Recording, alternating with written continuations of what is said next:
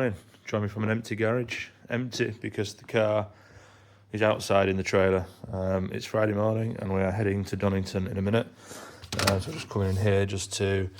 I've had this for ages, use it as like a session timer. I keep forgetting to put it in the car. So I'm just going to put some dual lock on the back and then stick that in the Volvo so I can fit it to the Caterham when I get there. And I'm going to get some glass cleaner because it's absolutely bouncing it down outside and I think it's going to be wet at least for the first half of the day, so I think that's a good thing. I think it would be good to get some experience in the wet. Am I ready for that experience right now? Maybe one or two more dry days would have been nice, but it's January, so can't ask too much, I guess. Alright, here it is. So I think, yeah, that's all I need. So I will hit the road shortly and hopefully give you an update from Donington. So yeah, welcome to the pit lane. We're all getting ready to go out for sighting laps. But yeah, wet morning, no more rain I don't think. So I'm expecting a few dry sessions, a few wet sessions, and hopefully get a bit of a dry line this afternoon. So I'll probably go to voiceover now for a few laps and I will update you all later. So here we go, this was out for the first kind of session after the sighting laps. As you can see, plenty of rain still coming down. Just a bit of a spoiler alert, the track didn't dry up all day. The rain wasn't that consistent, but you were kind of just like sat in a cloud all day. It was so misty and kind of foggy. The track had no chance of drying. So yeah, out on the first session, car initially felt really good and really grippy, which kind of raises alarm bells straight away because it means you're not pushing it anywhere near as much as you need to be. But more on that coming up later. The big problem I was having though was with my pedals, with my feet. After the seat fitting, during the seat fitting, we removed the rubber caps from the brake and the clutch, and that gave me real problems getting my heel and toe and my rev matching. So I was getting my kind of foot tangled up a lot. You can sort of see on the pedal cam, I still need some lighting in there, I think, to get most value out of that. You can still see I was having to be very, very deliberate, and I messed it up a couple of times. I had some pretty nasty lockups in this session, and I just couldn't concentrate on the actual driving. When I got back to the pits though, we had a quick chat. I had a coach there, by the way. I don't think I mentioned it yet. So I was there with Darren, who was coaching me for the day. I was sharing with another Caterham driver, and one of the things we talked about was that we weren't going to even get into the topic of wet lines until later in the day. What he wanted to see from me first was feeling the car on the limit, so understeering into corners, oversteering out of corners, see if I could get up to that limit sooner, and gave me some kind of hints and tips for finding that limit or for being consistent against that limit. So the next clip we go into is a bit of a compilation of the morning sessions really, as I kind of built up to that and got the car moving around a bit. So I will leave you with the video and catch up with you shortly.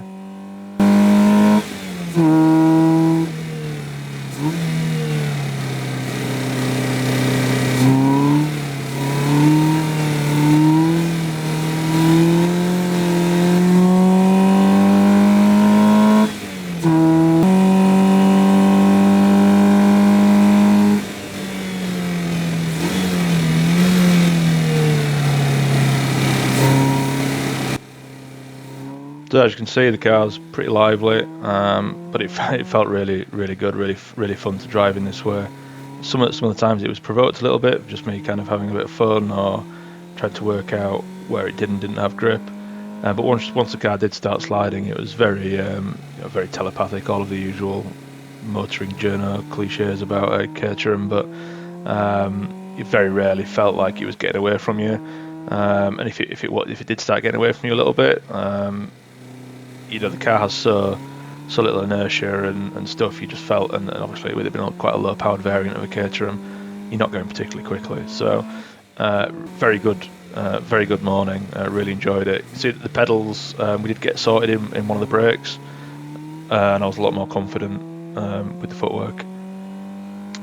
Other changes on the car, we had the thick anti-roll bar on for today for the first time, with a bit more of an aggressive toe setting at the front.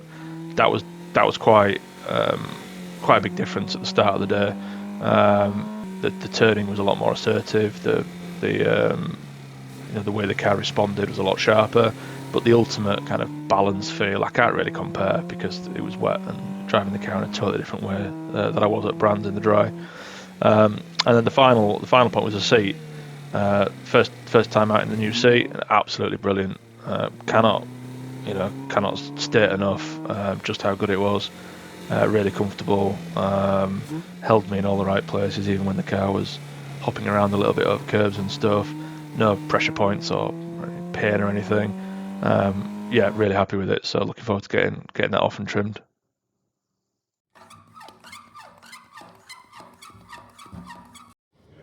Quick lunchtime update. So as you've seen, pretty wet, pretty slippy this morning, but it's been really good fun.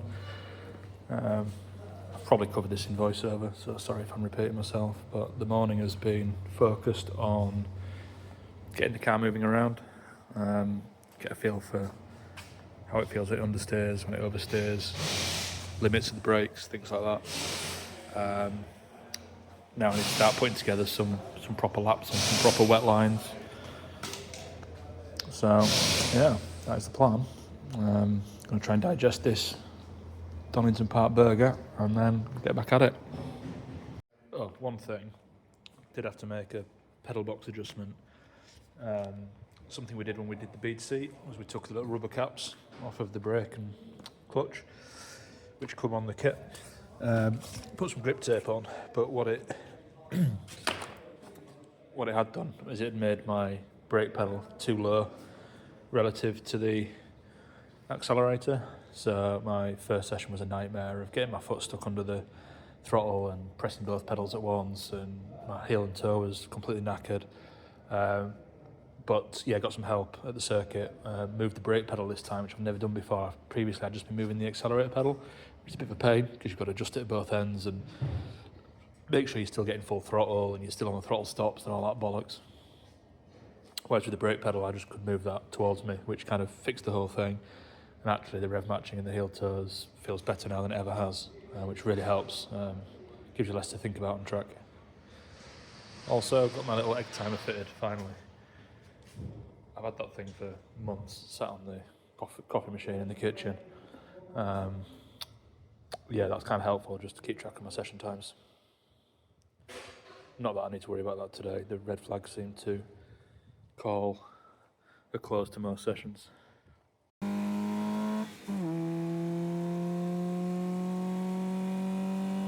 So we had lunch break, and after that, the rain kind of stopped a little bit, but it was still very wet. Even though it kind of looks a little bit dry in the video, there was no dry line all day.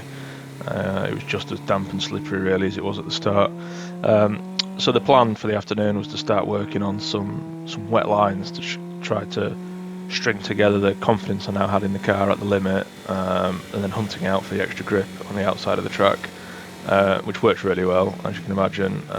The laps started coming together a little bit here. There was the odd mistake, as you saw at the intro to the video. I did cause a red flag. I was pretty embarrassed about that, especially because it was a day full of red flags. I've not mentioned that yet, but it was a very disruptive day with the reds. But the conditions at Donington, it's kind of expect it. So yeah, a bit disappointed for me to be the cause of one of those, but no harm done on the car or anything like that. Just a bit of dented pride. So yeah, these last three, I think I've got 3 laps on this clip. Just me building up to string some laps together. I think there might have been in the second to last session of the day. The camera was getting a bit dark and wasn't great in the final session, I think. So yeah, I think I'll just leave you to it now. Do a debrief video after the track action. But yeah, summary, really enjoyed driving the car in these conditions. I know I've still got a lot of work to do in the wet. Putting together a really fast and consistent lap seems to be something that's a very skillful thing to do in these conditions. But yeah, I do look forward to learning a bit more about driving this car in the wet.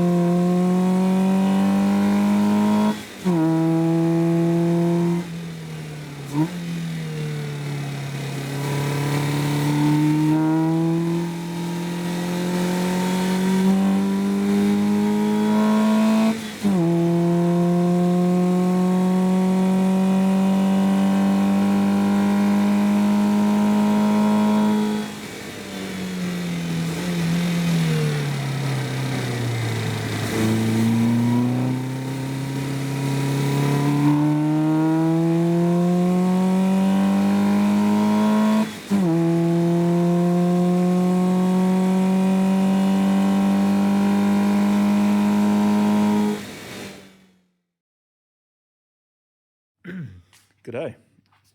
We'll do a Trackday debrief, just messing with my scales at the minute because I tried to weigh myself with my race gear on the other day and I noticed all of my scales read different, which isn't ideal. If I sort of zero them all, so they're all at 0. Go on this one and I'm 94 and a bit. Go on this one and I'm 92 and a bit. On this one and I'm 91 and a bit. And then this one I am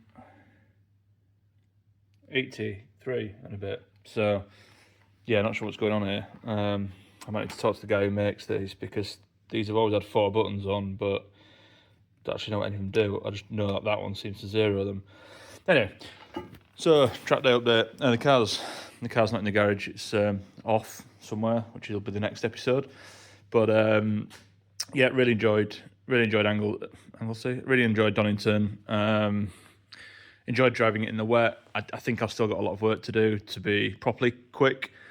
My main areas have been slow, were kind of commitment through the faster stuff. So I think it's Hollywood after Redgate, down into the Craner curves. I think Craner curves was okay. I think my sort of minimum speed through there was okay, considering the conditions. It's just keeping the car kind of flat through Hollywood until it started sliding. I was kind of backing off a little bit too soon there. But for pretty much everywhere else on the track, I was taking just enough speed in to cause the car to get a little bit of understeer, and then kind of guide the rear round with a little bit of oversteer. So yeah, a little bit more commitment, which is the same story from Brands as well, by the way. Brands was dry, but I felt like I was pretty good-ish in most parts of the track, except the high commitment areas, like Paddock Hill Bend. So it'll be interesting to see if some sort of mental switch is flipped in my head when there's kind of, when we're in a competitive environment, or whether it's just, I need to grow a pair. We will see. The car, I was really happy with the car. There was only niggles really were the pedal box stuff, which I discussed in the video, which I kind of got sorted, but I still want to do some work on that. And I had a problem with the gear changes, which I didn't talk about in the voiceover. So third to fourth at high RPM was very difficult. It's really notchy, and I had to be really deliberate. You'll notice, particularly on the morning clips, very deliberate and slow. In the afternoon or over lunch, we adjusted the clutch pedal stop again to move that closer to the bulkhead. That definitely made it better. So maybe I just need to keep going with that. Maybe the clutch just isn't quite disengaging cleanly enough. But I think I'm also going to try, before my next outing, try some decent fluid in the gearbox. I've got 300 and something miles on the car now, and they've been quite hard running in miles. So, I think some engine oil and some Gucci gearbox oil. I mean, this thing has had gallons and gallons of Gucci gearbox oil over the last couple of years, mainly because I keep swapping gearboxes and stuff. But it does make a difference. You can cover up, quite some flaws in a gearbox with some nice oil.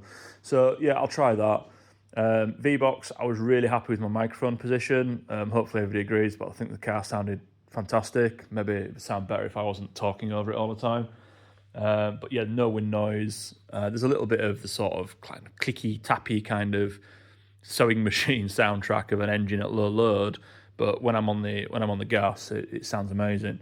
So I'm really happy with that. The pedal cam definitely needs some lighting in there, particularly for these dark, gloomy track days. And I don't know if anybody noticed on the video, but when the last clip that I uploaded, the pedal cam seemed to be a little bit desynchronized from the main camera in the soundtrack. I'm not sure why. It's not like that's configurable anywhere. Whether did my memory card just get a little bit behind? I don't know. I'm not going to worry too much about it. I'll just see how it goes on subsequent events. And the final thing, I think I put a caption on the video, but the mirror position, it sucked for the video. I really liked the camera angle being a little bit lower down within the boundaries of the roll cage. I really like that, and I want to keep that, but that great big whopping mirror just gets in the way. Slight interruption there. Imogen's come to join me. Say hi. Hi. Okay, so yeah, the mirror. Not only was it blocking the video off, but I didn't feel like, for its size, I didn't feel it was all that functional. It was kind of over magnified and yeah, just not great. I've got one of the little Race Tech ones on the Lotus. I mean, it's Lotus standard fit on this car, and considering its tiny size, it's very good. So maybe not that small, but something like that, I think, will be a much better compromise. And you know, the added benefit will be the video footage should look a bit cleaner as well. Just a quick note on the anti-roll bar. I certainly had no problems with it, but I don't really want to judge it against the softer bar because it was wet, and it's just not a fair comparison. The seat, brilliant, absolutely really good.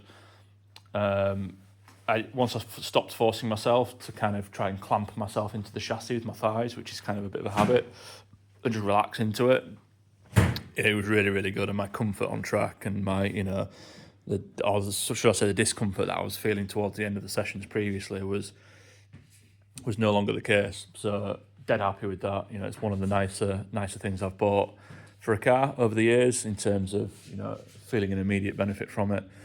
So looking forward to getting that trimmed. So yeah, I'll call this video there. Next out, February is a bit of a barren month for me on the track days. The diary just didn't work out for me. So the next outing may well be the going for the ARDS test which is part of the Caterham Academy, which we don't use the Caterhams for. We use use the cars at the circuit, like rental Fiesta things, I think. So yeah, I will. Next video will be it's exciting for me, maybe not for you lot, but next one's a bit of an exciting one. So I will check in with you all later.